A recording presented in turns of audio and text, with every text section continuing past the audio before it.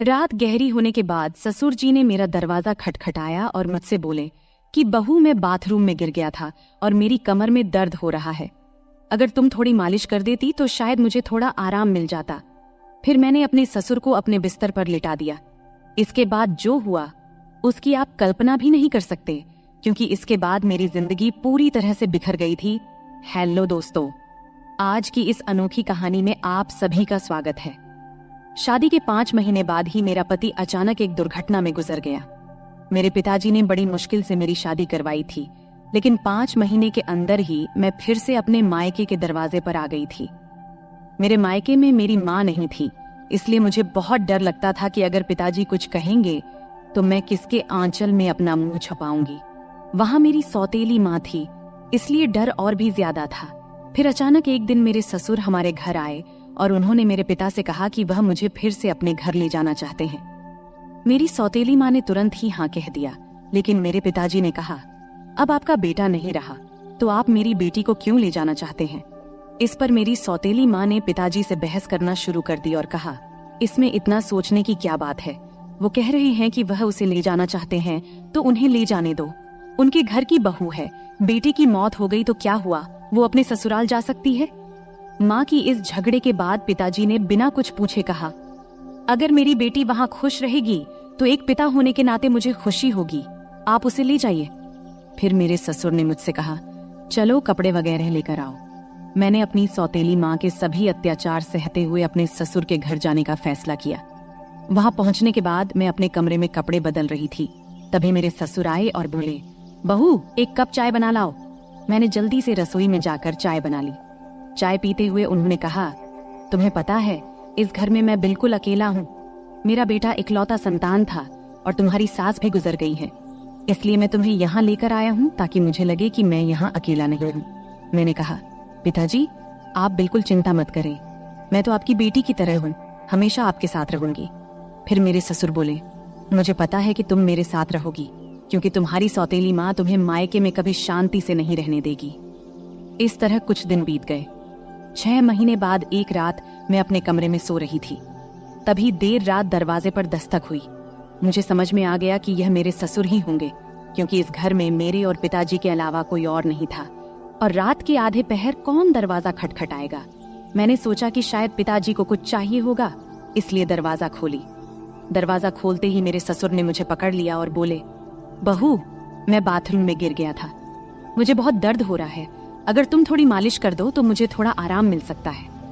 फिर मैंने अपने पिता को अपने बिस्तर पर लिटा दिया, लेकिन मैं उनके कमरे से तेल लाना भूल गई। अब मुझे लगता है कि मेरा पति कम उम्र में ही मुझसे शादी कर बैठा और फिर इसी कम उम्र में इस दुनिया से चला गया। यह सब सोचते हुए मैं अपने ससुर की मालिश कर रही थी और देख रही थी कि वह मुझे अजीब तरीके से घूर रहे थे, जिससे मुझे और डर लग रहा था। तभी मैं बोली, ससुर जी क्या हुआ, आपको किस जगह पर ज्यादा चोट लगी है, क्या डॉक्टर को बुलाऊं। इस पर ससुर जी ने कहा, नहीं बहू, तुम बस मालिश कर दो, मुझे इससे ही आराम मिल रहा है। उनकी अजीब बातें सुनकर मुझे और असहज महसूस होने लगा।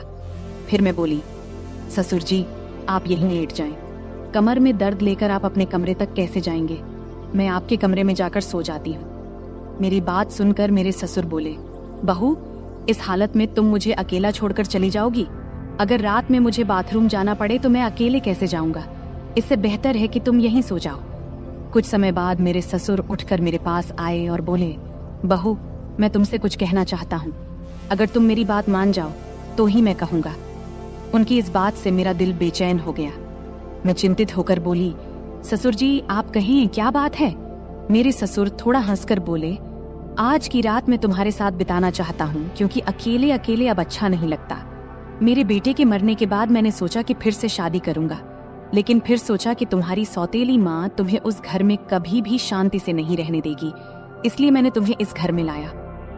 उनकी इस बात से मुझे बहुत असहज महसूस हुआ, लेकिन उनकी बात का विरोध करने की हिम्मत नहीं हुई। मैं अपने कमरे के सोफे पर लेट गई। मुझे नींद नहीं आ रही थी, बहुत डर लग रहा था। ससुर जी ने कहा, बहू, लगता है मैंने तुमसे कुछ गलत नहीं कहा, मैं चाहता हूं कि तुम मुझसे शादी कर लो ताकि कोई कुछ न कह सके। तभी मैं हक्का बक्का होकर बोली, ससुर जी आप यह क्या कह रहे हैं, आप मेरे ससुर हैं और ससुर से शादी कैसे हो सकती है? मेरे ससुर बोले, देखो बहू, मैं मानता हूँ कि कभी मैं तुम्हारा ससुर था, लेकिन तुम्हारे पति को मरे हुए अब 6 महीने हो चुके हैं। अब हमारे बीच ऐसा कोई रिश्ता नहीं है। मैं अकेला हूँ, तुम भी अकेली हो। हम एक दूसरे का साथ दे सकते हैं। उनकी इस बात को सुनकर मेरा मन विचलित हो गया। मैं कुछ कह नहीं पाई। एक ओर सौतेली माँ के अत्याचार, दूसरी ओर ससुर का अजीब व्यवहार। रात बीत गई और अगले दिन सुबह मैं अपने ससुर की बातों को बहुत सोची, अपनी स्थिति का विश्लेषण किया। ससुर का प्रस्ताव मुझे असंभव लग रहा था, लेकिन वास्तविकता मुझे कुछ निर्णय लेने पर मजबूर कर रही थी। फिर मुझे ख्याल आया कि मैं अपने पिताजी से जाकर बात करती हूँ, लेकिन ये सब बातें अपने खुद के पापा से करने की मुझे हिम्मत नहीं हुई, क्योंकि मुझे पता था कि पिताजी से बात करने के बाद मेरी जिंदगी में नई समस्याएं आ सकती हैं। इसलिए मैं उनके पास नहीं गई। ऐसे ही एक दिन शाम को मेरे ससुर को फिर से बात करने का मौका मिला। उन्होंने कहा, बहू, मैंने तुमसे कुछ गलत नहीं चाहा, बस चाहता हूँ कि तुम मेरे जीवन में खुशी लाओ। मैं अकेला नहीं रह सकता, तुम्हारे साथ ही मेरी जिंदगी पूरी होती है। दोबारा ससुर जी से ये सभी बातें सुन मैं अंदर से कांपने लगी और कुछ बोल न पाई। थोड़ी देर बाद ससुर जी खुद ही बाहर चले गए। ऐसे ही मुझे ससुराल में और कुछ महीने बिताने के बाद मेरे ससुर और मेरे बीच एक अजीब सा संबंध बनता चला गया। पति की मौत के बाद मैंने सोचा था कि मैं अब इस दुनिया में बिल्कुल अकेली हो गई हूँ, लेकिन मेरे ससुर ने मेरे प्रति जो भावनाएं जाहिर की थी, उन्होंने मेरे जीवन को एक नई दिशा में मोड़ दिया। उनके शब्दों ने मुझे भीतर तक झकझोर कर रख दिया था। जब भी मैं सोने को जाती, उनके बातें मुझे परेशान करने लगती। वह कहते थे कि मेरे साथ रहने से उन्हें अपने अकेलेपन का एहसास नहीं होता और वह चाहते थे कि हम दोनों एक नई जिंदगी की शुरुआत करें। उस रात की बातचीत के बाद मैंने खुद को बहुत असमंजस में पाया। मन में कई सवाल उठ रहे थे। क्या यह सही है? क्या यह समाज के नियमों के खिलाफ नहीं जाएगा? लेकिन कहीं न कहीं मेरे दिल में यह बात भी थी कि शायद मेरे ससुर सच में अकेलेपन से जूझ रहे हैं। मैंने बहुत सोच विचार करने के बाद उनसे बात करने का फैसला किया। एक रात जब घर अड़ोस पड़ोस के सभी लोग सो चुके थे, तब मैं ससुर के कमरे का दरवाजा खटखटाई। उन्होंने दरवाजा खोला और मुझे देखकर थोड़ा हैरान हुए। मैं अंदर गई और बोली, ससुर जी, मैं आपसे कुछ महत्वपूर्ण बात करना चाहती हूँ। उन्होंने मुझे बैठने का इशारा किया और गंभीरता से बोले, क्या हुआ बहू, तुम इतनी रात गए क्यों आई हो? मैंने थोड़ी हिम्मत जुटाते हुए बोली, ससुर जी, मैंने आपके प्रस्ताव के बारे में बहुत सोचा है। मैं समझती हूँ कि आप अकेलेपन से जूझ रहे हैं और एक साथी की जरूरत महसूस कर रहे हैं, लेकिन इस रिश्ते के लिए एक शर्त है। हमारे बीच हमेशा सम्मान और प्यार का रिश्ता रहेगा। आप मुझे बेटी की तरह सम्मान देंगे और मैं आपको पिता की तरह आदर दूंगी। उन्होंने मेरी बात को ध्यान से सुना और थोड़ी देर बाद कहा, मैं तुम्हारी शर्त मानता हूँ, तुम्हारे सम्मान को हमेशा बनाए रखूंगा। उनकी यह बात सुनकर मेरे दिल का बोझ थोड़ा हल्का हो गया। मैंने उन्हें अपनी सहमति दे दी। फिर कुछ दिनों बाद हमने एक छोटे से समारोह में शादी कर ली। यह शादी समाज की नजर में असामान्य थी, लेकिन हमने अपनी स्थिति को स्वीकार कर लिया था। शादी के बाद के दिन मेरे लिए बेहद चुनौतीपूर्ण रहे। गांव में लोग बातें बनाने लगे, रिश्तेदारों ने हमसे दूरी बनानी शुरू कर दी, लेकिन हमने इन सब की परवाह किए बिना अपने जीवन को आगे बढ़ाने का फैसला किया। हमारे रिश्ते में धीरे धीरे प्यार और समझ बढ़ने लगी। ससुराल में पहले जहां मैं खुद को असहज महसूस करती थी, अब वही घर मुझे अपना लगने लगा था। ससुर ने मेरे लिए हर संभव प्रयास किया ताकि मैं खुश रह सकूं। उन्होंने मेरी हर छोटी बड़ी जरूरत का ध्यान रखा और हर ख्वाहिश पूरी की। वह हर दिन मेरे लिए कुछ न कुछ खास करने की कोशिश करते थे। कभी मेरे पसंदीदा खाने की चीजें लाते, तो कभी मेरे लिए नई साड़ियां खरीदते। धीरे धीरे मैं भी उनके प्रति एक अलग तरह का आदर महसूस करना शुरू कर दी थी। हम दोनों ने मिलकर एक नई जिंदगी की शुरुआत किया। ससुर अब मेरे जीवन का एक अभिन्न हिस्सा बन चुके थे। हमारे बीच का रिश्ता अब सिर्फ ससुर और बहू का नहीं रहा, बल्कि दो दिलों का एक मजबूत बंधन बन गया था। वह मुझे हर उस समय सहारा देते थे जब मुझे उनकी जरूरत होती थी। उन्होंने मुझे फिर से हंसना सिखाया, जीवन को नए नजरिए से देखना सिखाया। शादी के कुछ महीने बाद मैंने महसूस किया कि हमारे बीच का यह नया रिश्ता मुझे एक नई दिशा दे रहा है। हमने मिलकर कई मुश्किलों का सामना किया और हर बार एक दूसरे का साथ दिया। ससुर के साथ मेरे इस नए रिश्ते ने मुझे जीवन के कई नए पहलू दिखाए। उन्होंने मुझे यह एहसास दिलाया कि जीवन में अगर साथी सही हो तो कोई भी मुश्किल इतनी बड़ी नहीं होती कि उसे पार न किया जा सके। समाज की नजर में हमने बहुत कुछ सहा, लेकिन हमने अपने फैसले पर कभी पछतावा नहीं किया। हमारे रिश्ते में धीरे धीरे एक नए तरह का प्यार और सम्मान उभरने लगा। उनके साथ बिताए हर पल ने मुझे कुछ नया सिखाया और मुझे एहसास हुआ कि कभी कभी जीवन हमें ऐसे मोड़ पर ले आता है जहां हमें अपने फैसलों पर पुनर्विचार करना पड़ता है। आज मैं अपने ससुर के साथ एक नई जिंदगी जी रही हूँ। हमारे बीच का प्यार और सम्मान पहले से भी अधिक मजबूत हो गया है। वह मेरे जीवन के सबसे महत्वपूर्ण व्यक्ति बन चुके हैं। उनके साथ बिताए हर पल ने मुझे यह सिखाया है कि जीवन में चाहे कितनी भी मुश्किलें क्यों ना आए, अगर हमारे पास सही साथी हो तो हम हर मुश्किल का सामना कर सकते हैं। इस तरह हमारे बीच का रिश्ता धीरे धीरे और गहरा होता गया। उनके साथ बिताए हर पल ने मुझे यह सिखाया कि जीवन को कैसे नए सिरे से जिया जाए। हमने मिलकर अपने जीवन की हर चुनौती का सामना किया और हर बार जीत हासिल की। अब हमारे बीच का यह नया रिश्ता मुझे एक नई जिंदगी के सपने दिखाने लगा है। तो दोस्तों, ये थी हमारी आज की छोटी सी कहानी। आपको ये कहानी कैसी लगी? कमेंट करके जरूर बताएं। अगर आपको ये कहानी पसंद आई हो तो इसे लाइक करें और अपने दोस्तों के साथ शेयर करें। आगे भी ऐसी ही रोमांचक कहानियों के लिए हमारे चैनल को सब्सक्राइब करें और बेल आइकन दबाना न भूलें ताकि आप हमारी कोई भी कहानी मिस न करें। धन्यवाद। नमस्ते दोस्तों, आज की इस कहानी में आपका स्वागत है। मेरा नाम सुमन है और मेरी उम्र 23 साल है। मैं दिखने में काफी सुंदर हूँ। मैं अपनी शरीर की बनावट से दिखने में थोड़ी बड़ी लगती हूँ। मेरे चेहरे की बनावट आकर्षक है, रंग गोरा है और मेरा शरीर न तो बहुत पतला है और न ही मोटा, बल्कि एकदम मध्यम है। मैं गांव में रहती हूँ, इसलिए दूसरी गांव की लड़कियों की तरह मैं भी ज्यादातर सलवार सूट पहनती हूँ। मैंने केवल 10वीं क्लास तक पढ़ाई की है और उसके बाद से घर पर ही रहती हूँ। बाहर से मुझे बहुत ही सीधी सादी और साधारण लड़की समझा जाता था। मैं इतनी होशियार या चालाक भी नहीं थी। लेकिन सच कहूं तो मेरी जिंदगी में कुछ ऐसे दिन आए जब मैंने अपनी हदों को पार कर लिया। तब जिंदगी ने मुझे कुछ ऐसी सीख दी जो मैंने कभी सोची भी नहीं थी। बहुत पहले की बात है, मैं एक ऐसे अनुभव से गुजरी जिसने मेरे दिल दिमाग पर गहरी छाप छोड़ दी। उस समय मेरी मुलाकात गौरव भैया से हुई। मेरे जीवन में उस वक्त बहुत अकेलापन था, लेकिन गौरव भैया के साथ समय बिताना मुझे अच्छा लगने लगा। वो हमेशा मेरे प्रति बहुत केयरिंग रहते थे और उनकी मौजूदगी से मेरा मन हल्का हो जाता था। शुरुआत में जब मैं उनके साथ समय बिताती थी तो शरीर में एक अलग सा दबाव महसूस होता था, जैसे मुझे आराम की जरूरत हो। लेकिन धीरे धीरे सब कुछ सामान्य होने लगा। हमारे बीच ऐसा रूटीन बन गया कि जैसे ही मौका मिलता हम दोनों एक दूसरे के साथ वक्त बिताने के लिए बेताब हो जाते।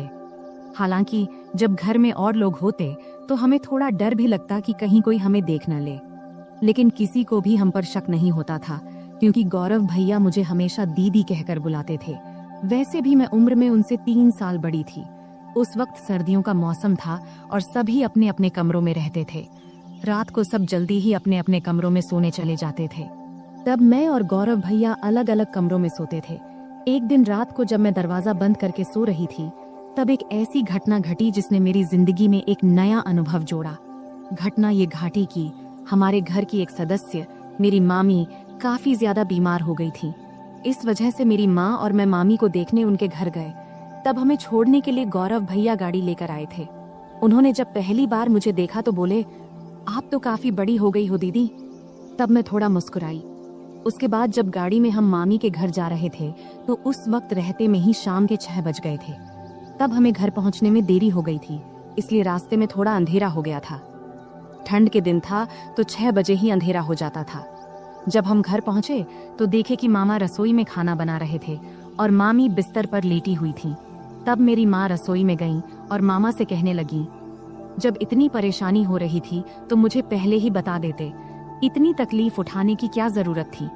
फिर माँ खाना बनाने में लग गई और मैं मामी के पास बैठ गई। मामी मुझे देखकर खुश हुई, लेकिन उनकी हालत काफी खराब लग रही थी।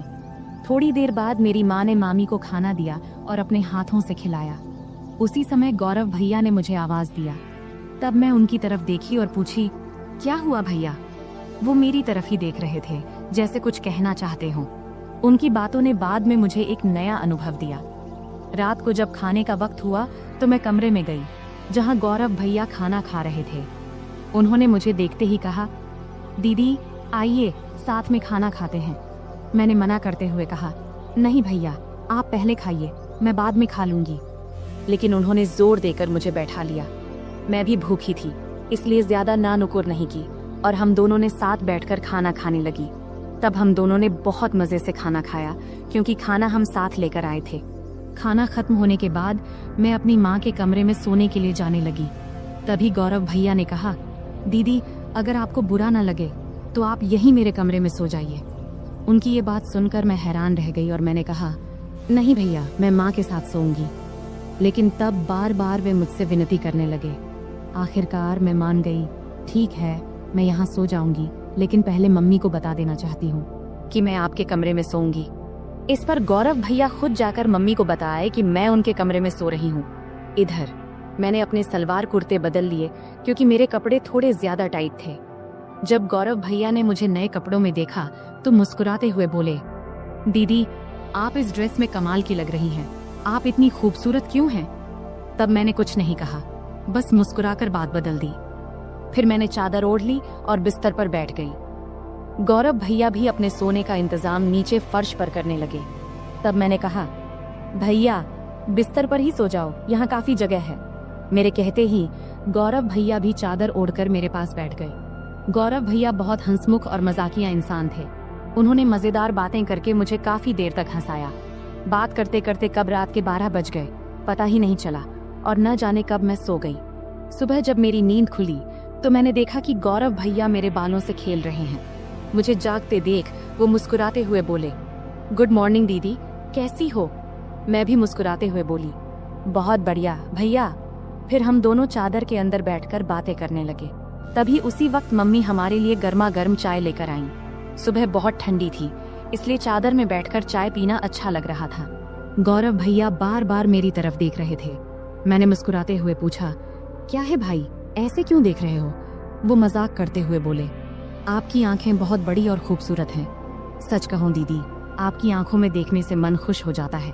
तब मैं मस्ती में बोली, सुबह जब मैं सो रही थी तब क्या कर रहे थे? तब वो हल्का सा मुस्कुराए और बोले, कुछ नहीं दीदी, आपके बाल ठीक कर रहा था। गौरव भैया दिखने में काफी सुंदर थे। उनके चेहरे पर अभी दाढ़ी मूंछ भी नहीं आई थी और चेहरा बहुत साफ था। मेरी तुलना में उनकी हाइट थोड़ी सी कम थी, लेकिन उनकी कुछ हरकतें मुझे कभी कभी हैरान कर देती थीं। सुबह का वक्त थोड़ा व्यस्त था। मम्मी घर के कामों में व्यस्त थीं और मामू काम पर जाने के लिए तैयार हो रहे थे। तब मैं भी मम्मी की मदद करने लगी। इतने में मामू खाना पैक करके काम पर निकल गए। मेरी रोज सुबह नहाने की आदत थी, इसलिए रोज की तरह मैं नहाने के लिए बाथरूम की ओर गई। मुझे नहीं पता था कि गौरव भैया भी उसी वक्त नहाते हैं। जैसे ही मैंने बाथरूम का दरवाजा खोला तो मैं शर्म से लाल हो गई और तेजी से अपने कमरे में भाग आई। गौरव भैया उस वक्त नहा रहे थे। उनके चेहरे पर साबुन लगा था, इसलिए उन्होंने मुझे देखा भी नहीं। लेकिन मैं इतनी ज्यादा शर्मिंदा हो गई कि वह दृश्य बार बार मेरे दिमाग में घूमने लगा। कमरे में बैठकर मैं अपनी ही सोच में खो गई और हल्के हल्के हंसने लगी। इतने में गौरव भैया नहाकर कमरे में आए। मुझे अकेले हंसते हुए देखकर उन्होंने मजाक में कहा, क्या बात है दीदी, आज तो बहुत खुश लग रही हो। उनकी बात सुनकर मैं थोड़ा चुप हो गई और बोली, नहीं भाई, ऐसा कुछ नहीं है, बस यूं ही हंस रही थी।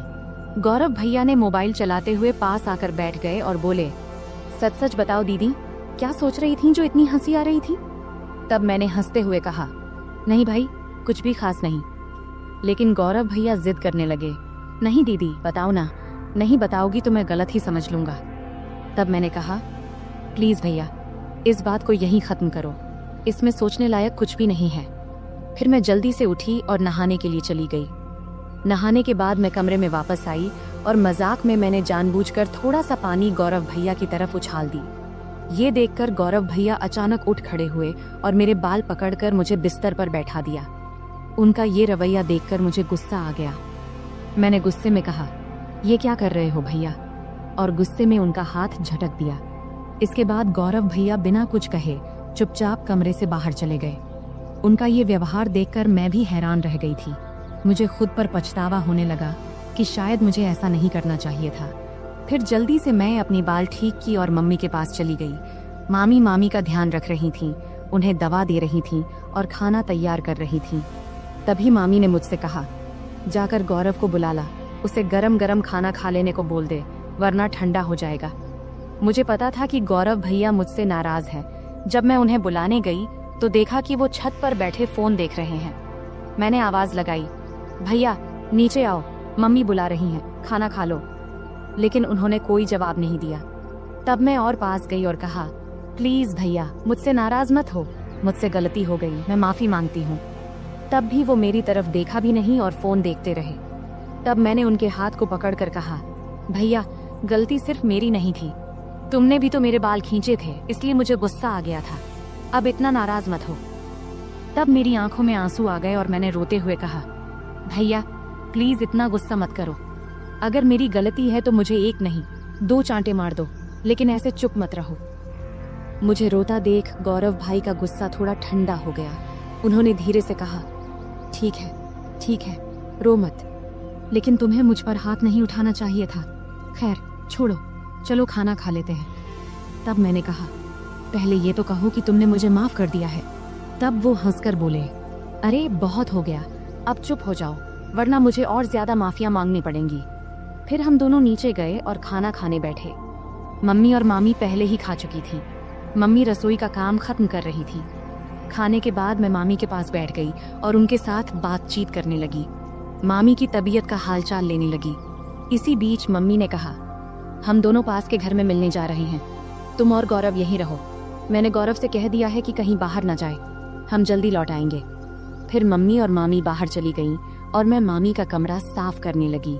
तभी गौरव भैया मस्ती करते हुए आ गए। मैंने उनसे कहा, भैया प्लीज मेरे लिए कुछ ला दो। उन्होंने मुस्कुराकर कहा, बोलो दीदी क्या चाहिए। मैंने कहा, मेरे लिए चॉकलेट ले आओ, मुझे बहुत पसंद है। गौरव भैया हंसते हुए बोले, ठीक है, तुम कमरे की सफाई करो, मैं चॉकलेट लेकर आता हूँ। गौरव भैया चॉकलेट लेने चले गए और मैं कमरे की सफाई करने लगी। जब मैंने मामी की अलमारी खोली तो वहाँ मेकअप का सामान रखा देखी। सजने संवरने का मेरा भी बहुत शौक था, तो मैंने मामी का मेकअप इस्तेमाल करना शुरू कर दिया। फिर मैंने मामी के झुमके और गहने पहन लिए और अलमारी से लाल साड़ी निकाल ली। जब गौरव भैया चॉकलेट लेकर वापस आए तब मैं पूरी तरह से सज धज कर नई दुल्हन की तरह तैयार हो चुकी थी। तब मैंने बाल खोल रखे थे, लिपस्टिक लगा रखी थी और हाथों में चूड़ियां भी पहन ली थीं। जैसे ही वे कमरे में दाखिल हुए, मुझे इस रूप में देखकर हैरान रह गए। उनके मुंह से बस यही निकला, दीदी आप तो शानदार लग रही हैं। फिर मैंने उनसे चॉकलेट ली और बिस्तर पर बैठकर खाने लगी। गौरव भैया भी पास में बैठ गए और तब उनकी नजरें मुझसे हट नहीं रही थीं। तब मैंने कहा, भैया इतना मत देखो, मुझे असहज लग रहा है। गौरव भैया हंसकर बोले, क्या करूं दीदी, आप पर से नजर हट ही नहीं रही, आप साड़ी में इतनी सुंदर लग रही हो, मानो कोई परी हो। फिर मजाक में बोले, मन कर रहा है कि आपको अपनी दुल्हन बना लूं। मैं समझ रही थी कि उस वक्त उनके मन में क्या चल रहा था, पर मैंने हल्की हंसी के साथ बात को दूसरी ओर मोड़ दिया। मैंने मजाक में कहा, तो फिर रुक क्यों गए, बताओ मुझे पत्नी बनाकर क्या करोगे। तब गौरव भैया थोड़ा हंसकर बोले, रहने दो दीदी, मुझे पता है तुम जानबूझकर ये पूछ रही हो। तब मैंने कहा, तो क्या तुम अपनी दीदी का फायदा उठाना चाहते हो, अगर मम्मी को पता चल गया तो क्या होगा। तब गौरव भैया बोले, दीदी इतनी चिंता मत करो, हम तो घर में ही हैं और किसी को पता भी नहीं चलेगा, तुम बस एक बार हाँ कह दो, मैं सब संभाल लूंगा। तब मैंने मुस्कुराते हुए कहा, तो पहले बताओ तुम ये सब साड़ी देखकर कह रहे हो या पहले से ऐसा सोच रहे थे। गौरव भैया हंसकर बोले, सच कहूं तो जब से तुम आई हो तभी से ऐसा लग रहा है, अगर तुम एक बार मान जाओ तो सब आसान हो जाएगा। तब मैंने मजाक में कहा, ठीक है, जब तुम चाहो मैं तुम्हारी बात मानूंगी, लेकिन तुम्हें अपनी जिम्मेदारी ठीक से निभानी होगी। इस पर भैया बहुत खुश होकर बोले, थैंक्स दीदी, मुझे पता था तुम मुझे ना नहीं कहोगी, तुम सच में सबसे अच्छी हो। मैंने कहा, रुको, इतनी तारीफ करने की जरूरत नहीं है और शाम को मेरे लिए और भी चॉकलेट लाना मत भूलना। तब गौरव भैया ने कहा, ठीक है दीदी, 1 मिनट रुको, मैं आता हूँ। जब वह बाहर चले गए तो मुझे थोड़ी असुविधा महसूस हुई। जब वह वापस आए तो मैंने कहा, गौरव भैया इस वक्त मुझे थोड़ी परेशानी हो रही है, शाम को इस बारे में बात करेंगे। लेकिन गौरव भैया मेरी बात मानने को तैयार नहीं थे। उन्होंने शांत स्वर में कहा, दीदी, इतनी चिंता क्यों कर रही हो? डरने की कोई बात नहीं है, सब ठीक हो जाएगा। अगर तुम्हें असुविधा हो रही है तो आंखें बंद कर लो। तब मैंने आंखें बंद कर लीं और गौरव भैया मुझे तभी उसी पल दरवाजे पर अचानक दस्तक हुई, जिससे हम दोनों डर गए। कुछ समय बाद बाहर से मम्मी की आवाज आई, कोई है कमरे में? तब मैं तुरंत बिस्तर से उठ गई, क्योंकि मैं साड़ी में पूरी तरह सज धज कर तैयार थी। ऊपर से मामी के कमरे में थी। गौरव भैया का मूड भी खराब हो गया था, लेकिन उनके चेहरे को देखकर मुझे अंदर से हंसी आ रही थी। मैंने तुरंत गौरव भैया को कमरे से बाहर कर दिया और खुद भी साड़ी उतारकर सामान्य कपड़े पहन ली। फिर कमरे की सफाई करने लगी। इस बीच मम्मी ने मामी को बरामदे में बिठाया और सीधे रसोई में जाकर चाय बनाने लगी। तब मैं जल्दी जल्दी कमरे की सफाई करने लगी। बाद में हम सबने मिलकर चाय पी। चाय पीने के बाद मम्मी काम में लग गईं और मैं बरामदे में लेट गई। समय बिताने के लिए मैंने मम्मी की मदद करनी शुरू कर दी। कुछ समय बाद मैंने देखा कि गौरव भैया कहीं नहीं दिख रहे हैं। जब मैं उन्हें ढूंढने गई तो देखी कि वह बाथरूम से बाहर निकलकर हाथ धो रहे थे, लेकिन उनके चेहरे से लग रहा था कि उनका मूड अभी भी ठीक नहीं है। तब उन्हें देखकर मैं हंसी नहीं रोक पाई और हंसते हुए बोली, क्या हुआ, इतना उदास क्यों हो? मजाक में मैंने कहा, भैया तुम ऐसे क्यों हो? गौरव भैया हंसते हुए बोले, अगर तुम मेरी जगह होती तो तुम भी ऐसे ही करती। तुम लड़की हो, इसलिए इतनी बातें कर पा रही हो। मैं हंसकर बोली, ठीक है भैया, बस थोड़ा इंतजार करो, रात होने पर तो कोई डिस्टर्ब नहीं करेगा। तब गौरव भैया बोले, दीदी समस्या तो इसी रात के इंतजार में है, हर मिनट घंटों जैसा लग रहा है। तभी मम्मी ने आवाज दी, तुम्हारे भाई बहन की बातें खत्म हो गई हो तो थोड़ा काम में हाथ बंटाओगे? मम्मी की आवाज सुनते ही मैं उठकर जाने लगी और जाते जाते मजाक में बोली, गौरव भैया याद रखना, अगर चॉकलेट नहीं मिला तो मैं भी कुछ नहीं दूंगी। फिर मैं रसोई में चली गई। इस बीच मामा भी घर लौट आए थे। तब मैंने उन्हें खाना परोस दिया। मामा जी बहुत थके हुए थे, वे हमारे साथ थोड़ा बैठकर बात किए, फिर जल्दी सो गए। मम्मी मामी को खाना खिला रही थी और उन्हें दवाई दे रही थी। मैंने भी अपना खाना खा लिया और समय बिताने के लिए टीवी देखने लगी। सर्दी का मौसम होने के कारण हम जल्दी बिस्तर में चले गए, लेकिन मम्मी अभी भी अपने काम में लगी हुई थी। तब मैं मामी के कमरे में चली गई और बैठकर फोन में व्यस्त हो गई। इतना डूबी थी कि मुझे पता ही नहीं चला कि कब गौरव भैया खाना खाकर अपने कमरे में चले गए और मेरा इंतजार कर रहे थे। मैं अपनी रोज की सीरियल देखने में व्यस्त थी। जब मैं नहीं गई तो गौरव भैया खुद मुझे बुलाने आ गए। कमरे में आकर भैया बोले, दीदी आओ, मैं तुम्हारा बहुत देर से इंतजार कर रहा हूँ। तभी मम्मी ने कहा, कोई बात नहीं, अगर तुम अकेले सोना चाहते हो तो सो जाओ, तुम्हारी दीदी मेरे साथ सो जाएगी। मम्मी की बात सुनते ही भैया जल्दी से बोले, नहीं नहीं, हम तो बस बातें कर रहे थे, वैसे भी कुछ दिनों बाद आप लोग चले जाएंगे, फिर पता नहीं कब मुलाकात होगी और दीदी के साथ खेल पाऊंगा। तब मैंने मम्मी को आश्वस्त करते हुए कही, मम्मी भैया सही कह रहे हैं। इसके बाद मम्मी ने कहा, ठीक है, जैसा तुम चाहो, और हम कमरे में चले गए। कमरे में जाते ही गौरव भाई ने जल्दी से दरवाजा बंद कर दिया।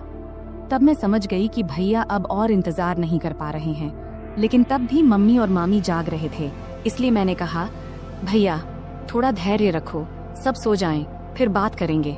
अगर किसी ने मेरी आवाज सुन ली तो मुश्किल हो जाएगी। भैया बोले, दीदी और इंतजार नहीं होता। तभी मुझे चॉकलेट की याद आई।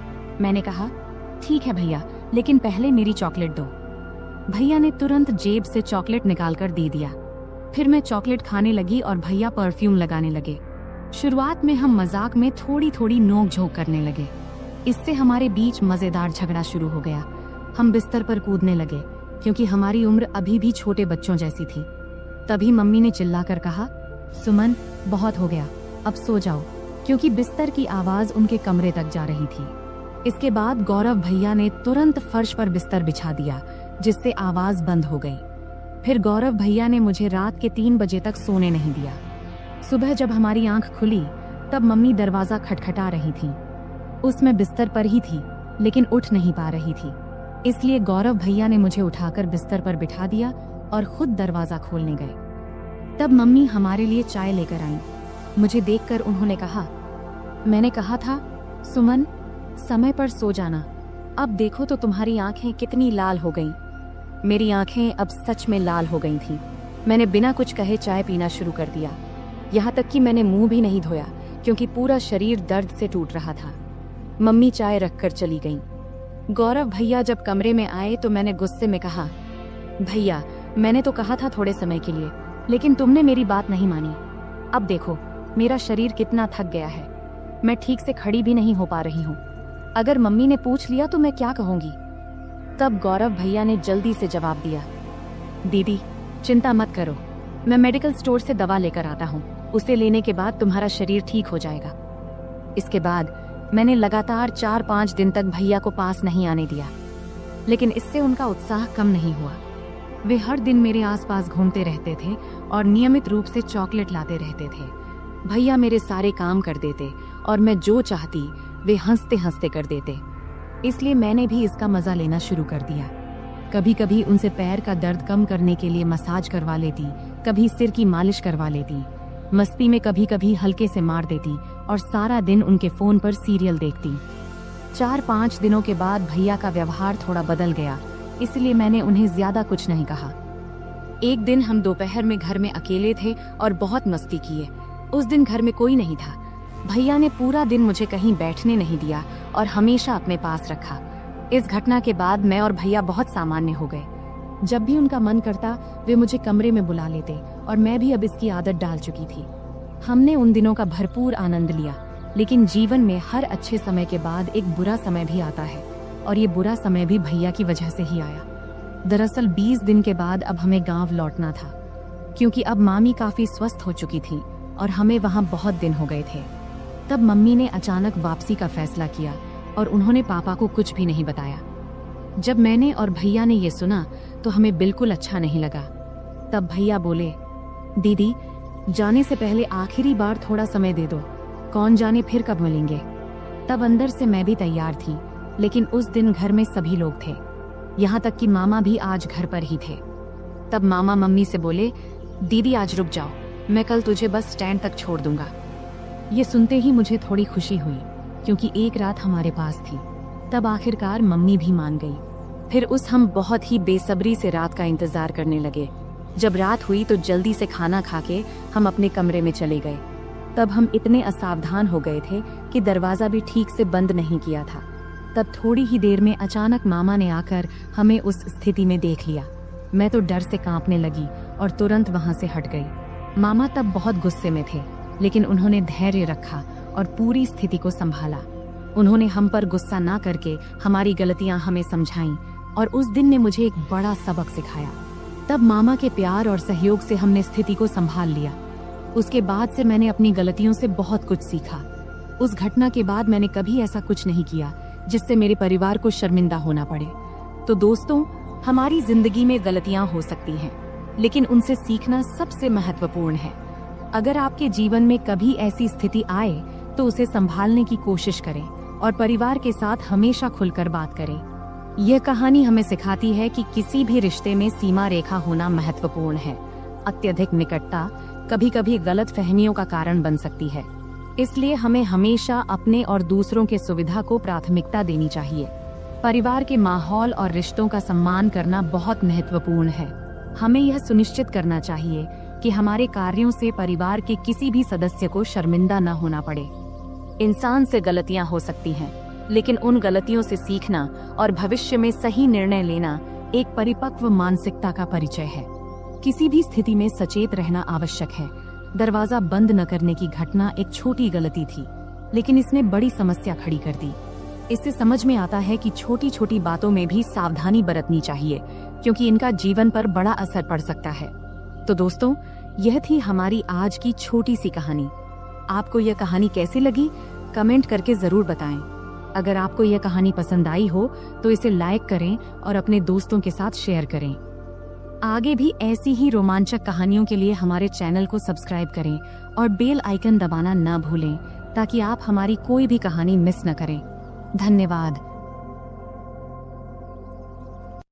नमस्ते दोस्तों, आज की इस कहानी में आपका स्वागत है। इस कहानी में मेरा नाम राहुल है। मैं उत्तर प्रदेश के एक छोटे से शहर अंबेडकर नगर में रहता हूँ। वहीं मैं और मेरा परिवार रहता है। पैसे की कमी नहीं है, पिताजी खूब कमाते हैं और मैं कॉलेज में पढ़ता हूँ। आज मैं आपको मेरी अचानक घटी एक कहानी सुनाने जा रहा हूँ। यह उस समय की बात है जब मैं कॉलेज में पढ़ता था, और उस समय मैं उतना होशियार भी नहीं था। हमारे घर में मैं, मेरी मम्मी और मेरे पिताजी रहते हैं। हमारा घर काफी बड़ा है, जैसे किसी अमीर का बंगला हो। पिताजी हमेशा सुबह काम पर निकल जाते हैं और रात को देर से घर आते हैं। उस समय घर पर मैं और मम्मी ही होते थे। मैं कुछ देर पढ़ाई करता था और फिर सो जाता था, लेकिन मम्मी हमेशा पिताजी का इंतजार करती रहती थी। उस समय मैं कॉलेज के आखिरी साल में था। एक सुबह जब मैं कॉलेज जाने की तैयारी कर रहा था तो मैंने मम्मी की तेज आवाज सुनी। वो कह रही थी, क्या कर रहे हो तुम? रात के 2-2:30 बजे घर आते हो और कहते हो ऑफिस में काम था। रात के 2 बजे कौन से ऑफिस का काम चलता है? सीधे सीधे क्यों नहीं कहते कि उस सुमन के साथ थे? मम्मी काफी गुस्से में थी। मेरी मम्मी आमतौर पर किसी पर गुस्सा नहीं होती थी। उनका स्वभाव बहुत शांत था, लेकिन आज पता नहीं क्या हो गया, मम्मी बहुत गुस्से में थी। मैं 2 बजे आऊं या 3 बजे, तुम्हें जो चाहिए वो मिल तो रहा है ना, फिर चुप रहो। पिताजी ने तेज आवाज में मम्मी से कहा। क्या जो चाहिए वो मिल रहा है? पैसा, गहने, इन सब के अलावा भी कोई सुख होता है। अब और कुछ मत बोलो, लेकिन अब बर्दाश्त नहीं होता। 3-4 महीने हो गए हैं तुमने मुझे छुआ तक नहीं है। आखिर उस सुमन में ऐसा क्या है जो मुझ में नहीं है? मम्मी की आवाज और तेज हो गई थी। तभी पिताजी गुस्से में बोले, बार बार सुमन मत कहो, नहीं तो क्या करोगे? मम्मी ने उल्टा जवाब दिया। उस समय पिताजी का गुस्सा बहुत बढ़ गया था। तभी अचानक धमाक की आवाज आई और उसके साथ ही मम्मी की चीख से पूरा घर गूंज उठा। मैं तुरंत अपने कमरे से भागकर उनके बेडरूम की ओर गया। जो दृश्य मैंने देखा उसे देखकर मैं सन्न रह गया। पिताजी मम्मी को बेल्ट से मार रहे थे। मम्मी दर्द से चीख रही थी, लेकिन पिताजी रुकने का नाम नहीं ले रहे थे। मैंने बिना कुछ सोचे समझे मम्मी के ऊपर छलांग लगा दिया ताकि उन्हें बचा सकूं, लेकिन पिताजी अभी भी नहीं रुके। जैसे ही मुझे भी 2-4 फटकारें लगी, पापा रुक गए और तिलमिलाते हुए मेरी ओर गुस्से में देखने लगे और फिर घर से बाहर चले गए। फिर मैंने मम्मी की ओर देखा। मम्मी की आंखों से आंसुओं की धारा बह रही थी। मैंने मम्मी को सहारा देकर उठाया। उठते समय मम्मी कराह उठी। मैंने उन्हें बेड पर बैठाया। तब तक उनके हाथ और पीठ पर लाल निशान पड़ गए थे। ये देखकर मुझे पापा पर बहुत गुस्सा आया। कोई इंसान इतना निर्दयी कैसे हो सकता है? कोई अपनी ही पत्नी को ऐसे मारता है भला? फिर मैं जल्दी से किचन में गया, एक कटोरी में तेल और हल्दी मिलाई और मम्मी के पास ले आया। मुझे भी अपनी पीठ पर लगे 2-4 फटकारों की चोट महसूस हो रही थी। मम्मी सुशक सुशक कर रो रही थी। फिर मैंने मम्मी के हाथ और पीठ पर तेल हल्दी का मिश्रण लगाना शुरू किया, जहां उन्हें मार पड़ी थी। कुछ जगहों पर हल्का खून भी आ गया था। मिश्रण लगाने के बाद मैंने कटोरी को एक ओर रख दिया और मम्मी के पास बैठ गया। मम्मी ने मुझे देखा और तुरंत मुझे गले से लगा लिया। फिर वह मेरी गर्दन में सिर छिपाकर जोर जोर से रोने लगी। मम्मी के आंसुओं से मेरा कंधा भीग गया। मैं उनकी पीठ थपथपाकर उन्हें शांत करने की कोशिश कर रहा था। हम दोनों काफी देर तक यूं ही एक दूसरे की बाहों में रहे। तभी मम्मी के हाथ जब मेरी पीठ के निशानों को छूने लगे तो दर्द की तेज लहर उठी और मैं कराह उठा। मम्मी को जैसे ही इसका एहसास हुआ वो तुरंत मुझसे दूर हट गई। फिर मम्मी ने मेरा शर्ट ऊपर उठाया और उसी कटोरी से तेल हल्दी का मिश्रण धीरे धीरे मेरी पीठ पर लगाने लगी। लगाते समय भी वो सुशक रही थी। तू क्यों मेरे लिए बीच में आया? बेवजह तुझे मार पड़ी, मम्मी ने ऐसा कहा। फिर मैंने उनसे कहा, मम्मी, तुम्हारे लिए अगर मेरी जान भी चली जाती तो मुझे कोई दुख नहीं होता, लेकिन उन्होंने तुम्हें क्यों मारा? जब मैंने यह पूछा तब मम्मी मेरी ओर देखते हुए बोली, तुझे बताऊं या ना बताऊं ऐसा सोच रही हूँ। छोड़, पर अब तुझे ये सब जान लेना चाहिए। पिछले 2 साल से तुम्हारे पापा ऑफिस की एक लड़की के चक्कर में हैं। रात को देर से आते हैं और मेरा तो जैसे कोई अस्तित्व ही नहीं है उनके लिए। और मुझे ये बताते हुए भी शर्म आ रही है कि पिछले कई महीनों से उन्होंने मुझे छुआ तक नहीं है। कई बार तो मन करता है कि अपनी जान दे दूं, पर मेरे बाद तेरा क्या होगा, ये सोचकर मैंने ऐसा कदम नहीं उठाया। पर सच में अब इस जिंदगी से थक चुकी हूँ। अब मैंने तय कर लिया है, एक ही घर में रहूंगी, लेकिन उनसे कोई भी संबंध नहीं रखूंगी। मम्मी की ये बातें सुनकर मैं सोच में पड़ गया। इतनी खूबसूरत, सुशिक्षित और समझदार मम्मी होने के बावजूद पापा किसी दूसरी औरत के चक्कर में कैसे पड़ गए? मन ही मन मैंने पापा के इस कर्म को दोषी ठहराया। मम्मी वाकई बहुत सुंदर थी। सुंदर चेहरा, नाजुक नाक, गुलाबी होंठ, 5.5 फुट की ऊंचाई, गोरा रंग। वो एकदम किसी चित्र में बनाई गई देवी की तरह दिखती थी। फिर भी पिताजी को उनकी सुंदरता क्यों नहीं दिखती देती थी। उस दिन के बाद से मम्मी ने पापा से बात करना बंद कर दिया। वो मेरे कमरे में मेरे पास ही सोने लगी। पापा महीने में घर का सारा सामान भरवा देते थे और टीवी के पास वाली दराज में 5 से 7 हजार रुपये रख जाते थे। अब तो पापा घर पर खाना भी नहीं खाते थे, वो उस औरत के घर से ही खाकर आते थे और कभी कभी घर आते भी नहीं थे। धीरे धीरे ऐसे ही और 3 साल बीत गए। तब मैं कॉलेज की पढ़ाई पूरी कर चुका था और एक IT कंपनी में काम करने लगा था और अब मैं 24 साल का हो गया था। रोज का व्यायाम और अच्छा खान पान करने की वजह से मेरी सेहत भी अच्छी हो गई थी। अब तो पापा महीने में 2-3 बार ही घर आते थे, मुझसे भी कम ही बात करते थे। हालांकि मम्मी अब उस सदमे से उबर चुकी थी, लेकिन उनके चेहरे पर हमेशा उदासी छाई रहती थी। मैंने उन्हें कभी हंसते हुए नहीं देखा था। यह देखकर मुझे बहुत बुरा लगता था। जब मैं नौकरी पर गया तो कंपनी ने मुझे लैपटॉप दिया, इसलिए मैंने घर पर इंटरनेट कनेक्शन भी लगवा लिया। बचपन से मम्मी के साथ रहने के कारण मेरे पास ज्यादा दोस्त नहीं थे। मम्मी ही मेरी सबसे करीबी दोस्त थी। संध्या के समय जब मैं काम से घर लौटता तो फ्रेश होकर चाय पीता और फिर बेडरूम में जाकर लैपटॉप पर इंटरनेट चलाता। यह मेरा समय बिताने का जरिया बन गया था। उस वक्त की उम्र के कारण मैं इंटरनेट पर तरह तरह फिल्में देखता रहता था, लेकिन मुझे सबसे ज्यादा माँ और बेटे के बीच की फिल्में पसंद आने लगी थी। धीरे धीरे मेरी नजरें मम्मी को देखने के तरीके में भी बदलाव आने लगा था। एक दिन सोमवार का दिन था, रात के करीब 9 बजे होंगे। अचानक पापा घर आए। हमारा घर मम्मी के नाम पर था। पापा मम्मी से कहने लगे कि घर उनके नाम कर दें। तब मम्मी ने इनकार किया तो पापा उन्हें बहुत बुरा भला कहने लगे। मम्मी चुपचाप सुनती रहीं। तभी पापा ने मम्मी के गाल पर थप्पड़ मार दिया। ये देख अब मेरा खून खौल उठा। पापा दूसरा थप्पड़ मारने ही वाले थे, तभी मैंने उनका हाथ पकड़ लिया और कहा, पापा अब बहुत हो गया, ये तमाशा बहुत हो चुका है, अब और नहीं सहन कर सकता। आज से इस घर में कदम रखा तो इसका अंजाम अच्छा नहीं होगा। फिर मम्मी ने भी गुस्से में पापा को खूब डांटा। पापा मम्मी की जोर से डांटने पर अचानक रुक गए और मेरे ताकतवर शरीर को देखकर वहां से चले गए। फिर मैंने दरवाजा बंद कर दिया और मम्मी के पास चला गया। मम्मी ने मुझे आंसुओं से भरी आंखों से देखा और दौड़ते हुए आईं। फिर मुझे गले से लगा लिया और फूट फूट कर रोने लगी। मैंने भी मम्मी की कमर को कसकर पकड़ा और उन्हें अपनी बाहों में भर लिया। मम्मी हिचकियां ले रही थीं और बोल रही थी, ठीक किया बेटे, इस आदमी की यही औकात है। आज के बाद अगर ये घर में दोबारा ना आए तो अच्छा ही है। मम्मी बोली, अब इस घर में उसकी आने की हिम्मत नहीं होगी और अगर आ भी गया तो मैं उसे छोड़ूंगा नहीं। मैंने गुस्से में मम्मी से कहा। फिर मम्मी ने चिंतित होते हुए कहा, राहुल बेटा, मत उलझ इस आदमी से। अगर तुझे कुछ हो गया तो मैं किसके सहारा रहूंगी।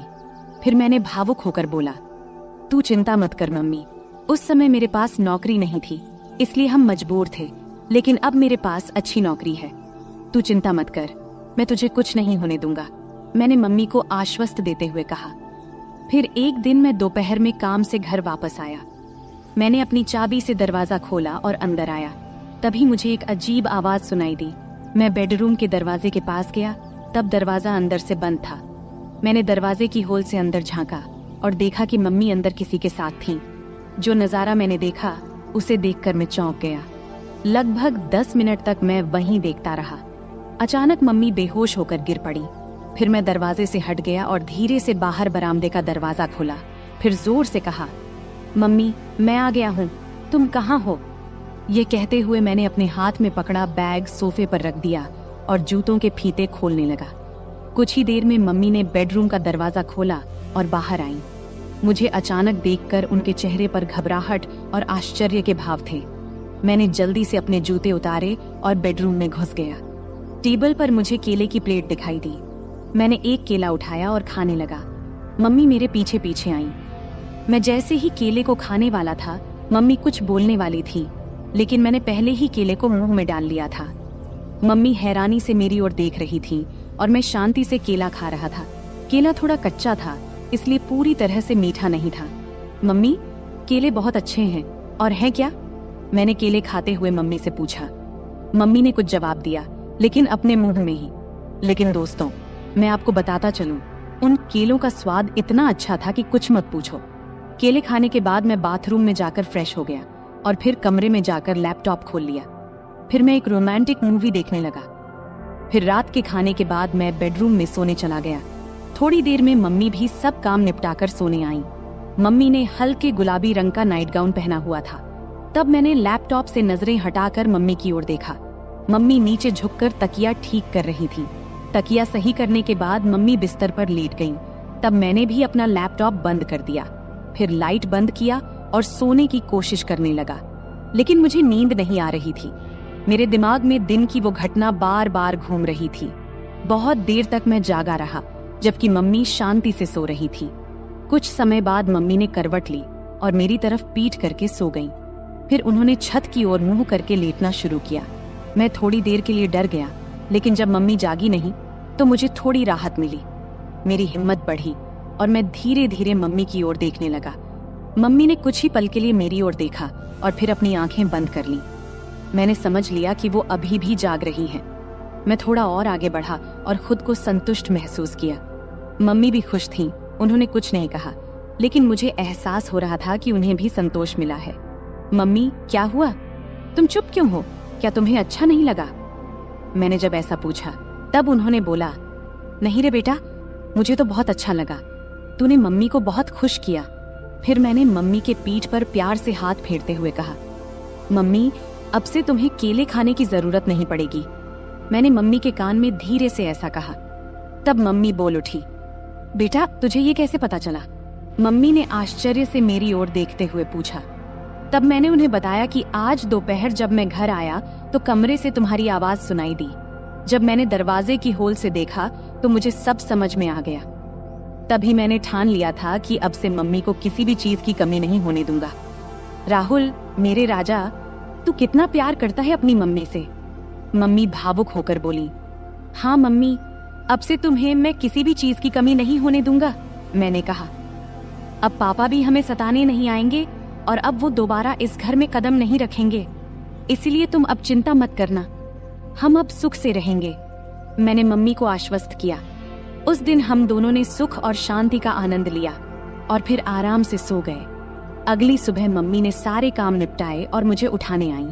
मैंने जल्दी से तैयार होकर चाय पिया और हम दोनों गपशप करने लगे। तभी हमने देखा कि पापा अचानक से आकर हमारे सामने खड़े हो गए। तब मम्मी ने पापा से पूछा, अब क्या चाहिए तुम्हें? एक बार कह दिया कि हम ये घर नहीं देंगे तो फिर क्यों आए हो? पापा ने जवाब दिया, मुझे अब घर नहीं चाहिए, मैं बस ये बताने आया हूँ कि मैं अब दूसरी शादी करने जा रहा हूँ, तो मुझे तुमसे तलाक चाहिए। फिर मम्मी ने मेरी ओर देखा और पूछा, तुम्हारा क्या कहना है? मैंने कहा, मम्मी, जो तुम्हें सही लगे वो करो, मैं तुम्हें किसी भी चीज की कमी नहीं होने दूंगा, मेरा भरोसा करो। मम्मी ने फिर पापा को तलाक के लिए हाँ कह दिया। दोपहर को मम्मी और पापा दोनों ऑफिस गए और अपने बाकी कानूनी काम निपटा कर लौटे। उसके बाद से पापा कभी हमें दिखाई नहीं दिए और हमने भी उन्हें कभी ढूंढने की कोशिश नहीं की। हम दोनों अब अपने घर में खुश थे और पापा भी अपनी सेक्रेटरी के साथ खुश थे। अब हम दोनों अकेले रहते हैं और अपने सुख दुख का ख्याल रखते हैं। ऐसे ही चलते चलते अब कई साल बीत चुके हैं। अब मम्मी मुझसे कहने लगी है कि अभी तेरा बहुत जीवन बाकी है, तू किसी अच्छी लड़की को देख ले जिससे मैं तेरा विवाह करा सकूं, और हाँ, शादी के बाद मुझे भूल मत जाना। मैंने हंसते हुए कहा, तुम्हें कैसे भूल सकता हूँ मम्मी, तुम तो मेरी मम्मी हो।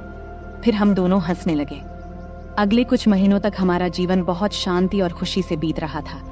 मम्मी और मैं अब एक दूसरे का ख्याल रखते थे और एक दूसरे के साथ खुश थे। लेकिन मम्मी की बात मेरे दिमाग में अक्सर घूमती रहती थी। उन्होंने कहा था कि अब मुझे अपने जिंदगी के बारे में सोचना चाहिए और किसी अच्छी लड़की से शादी कर लेनी चाहिए। मैंने इस बारे में गंभीरता से सोचना शुरू किया और एक दिन मम्मी से खुलकर बात किया। मैंने उनसे कहा, मम्मी, आपने सही कहा था, अब वक्त आ गया है कि मैं अपने जीवन के अगले पड़ाव की ओर बढ़ूं। मुझे लगता है कि अब मुझे भी किसी के साथ अपना जीवन बिताने की जरूरत है। मम्मी ने मेरे चेहरे की ओर देखा और प्यार से मुस्कुराई। फिर उन्होंने कहा, बिल्कुल बेटा, मैं हमेशा चाहती थी कि तू अपनी जिंदगी को खुशी और प्यार से भर ले। मैं तेरे लिए बहुत खुश हूँ। इसके बाद मम्मी ने मेरे लिए लड़की देखनी शुरू की। कुछ ही दिनों में मम्मी को एक अच्छा रिश्ता मिला। लड़की का नाम स्नेहा था। स्नेहा बहुत समझदार और संस्कारी लड़की थी। जब मैंने उससे पहली बार मुलाकात किया तो मुझे ऐसा लगा जैसे मेरे जीवन का वो खालीपन भर गया हो। स्नेहा और मैं जल्द ही शादी के बंधन में बंध गए। शादी के बाद हमारा घर और भी खुशहाल हो गया। मम्मी, स्नेहा और मैं एक परिवार की तरह रहने लगे। मम्मी को अब इस बात की खुशी थी कि उन्होंने मुझे अकेलेपन से बाहर निकालकर मेरे लिए एक नया जीवन शुरू करने में मदद की थी। समय बीतता गया और हमारा जीवन पहले से भी बेहतर होता चला गया। मम्मी अब पहले से ज्यादा खुश थीं और मुझे भी इस बात की तसल्ली थी कि मैंने उनका हर सपना पूरा कर दिया था। अंत में मैंने सीखा कि जीवन में रिश्तों की अहमियत कितनी होती है, चाहे वो माँ बेटे का रिश्ता हो